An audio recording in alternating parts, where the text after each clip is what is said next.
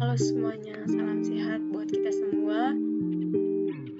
Di sini saya akan mempresentasikan apa yang saya kerjakan untuk memenuhi ujian akhir semester dasar surveillance kesehatan masyarakat, yaitu dengan mereview jurnal kesehatan masyarakat. Perkenalkan, nama saya Desi Daria Utanapa, NIM 21704125, kelas C, dengan dosen pengampu mata kuliah. Yang pertama ada Dr. Jonisius Eden Manopo, SKM MKes. Yang kedua ada Enci Tika Bilasari, STR KEP MKM. Saya dari program studi ilmu kesehatan masyarakat, Fakultas Ilmu Keolahragaan dan Kesehatan Masyarakat, Universitas Negeri Manado, tahun 2023. Oke, kita akan lanjut ke slide yang berikutnya.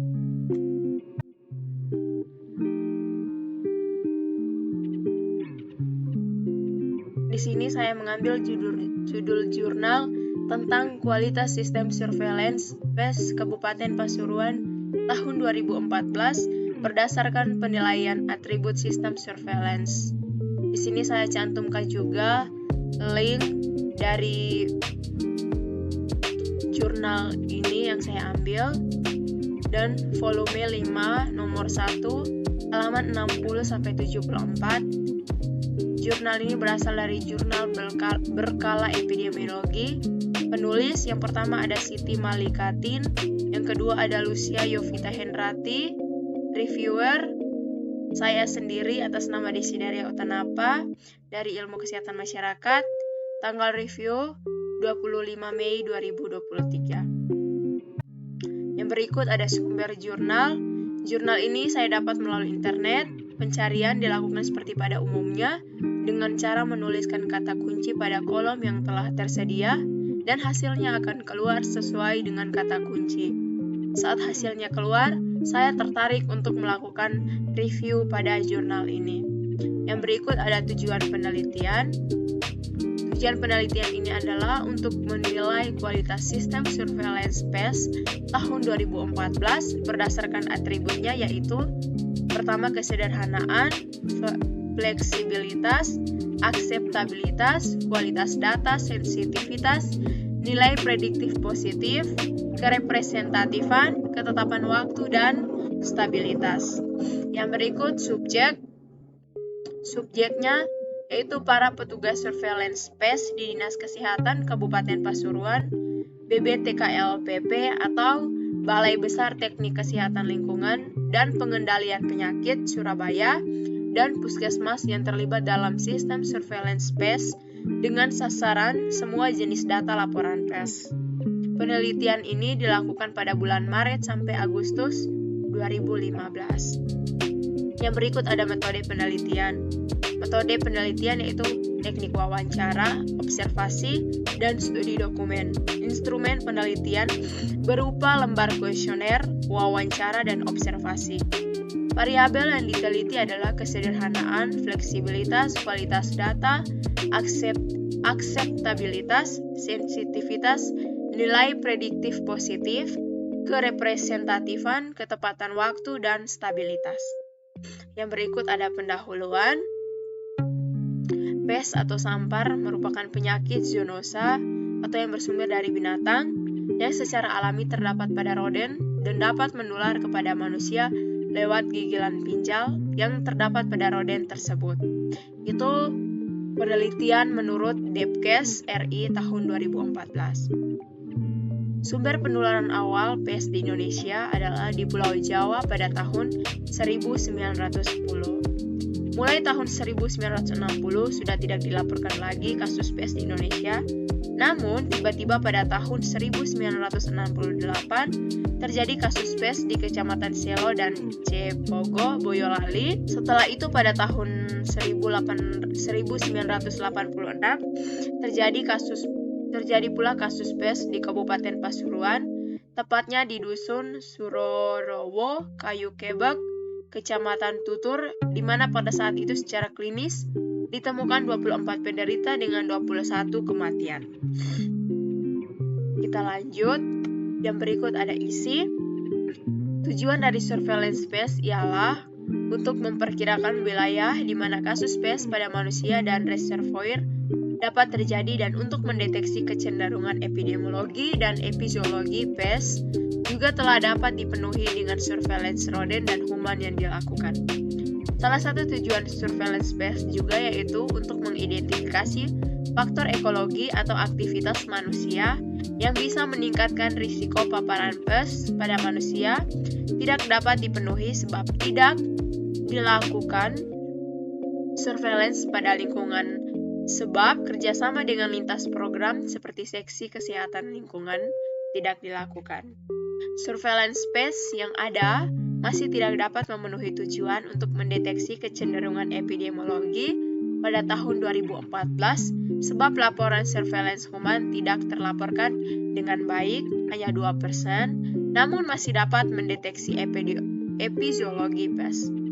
Yang berikut ada kesederhanaan. Sistem surveillance pes di Kabupaten Pasuruan dinilai sudah sederhana, dilihat dari kemudahan dalam pengumpulan data, baik di Puskesmas, Dinas Kesehatan Kabupaten Pasuruan, maupun BBTKL BP Surabaya. Pengolahan data dan alur pelaporan. Tidak terdapat variabel yang sama dalam form pelaporan juga menunjukkan kesederhanaan sistem.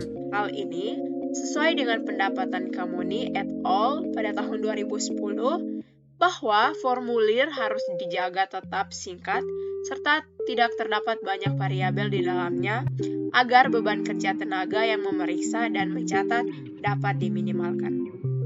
Yang berikut ada fleksibilitas. Sistem surveillance pes di Kabupaten Pasuruan dinilai sudah fleksibel karena sistem dapat menyesuaikan dengan perubahan yang terjadi tanpa ada perubahan yang berarti pada waktu, tenaga, dan dana. Ada perubahan dalam alur pengiriman spesimen, tidak membuat dampak yang berarti pada dana, tenaga, dan waktu. Yang berikut ada kualitas data.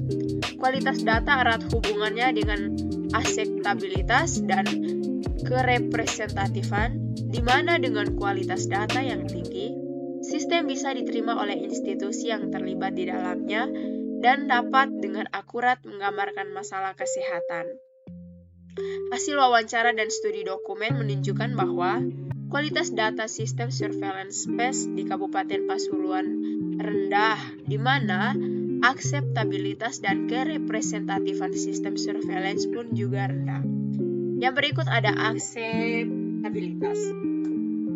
Akseptabilitas sistem surveillance pes di Kabupaten Pasuruan diketahui kurang.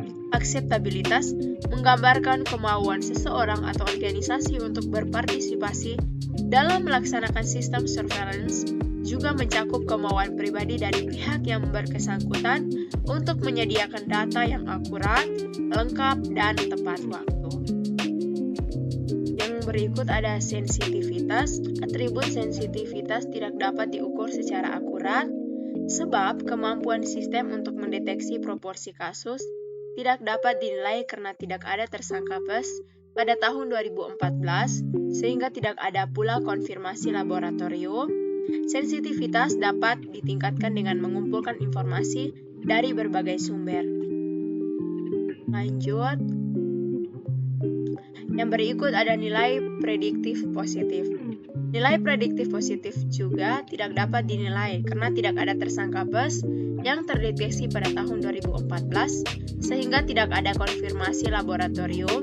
Akhirnya tidak dapat dinilai apakah kasus yang dideteksi sistem surveillance pada kenyataannya memang benar-benar kasus.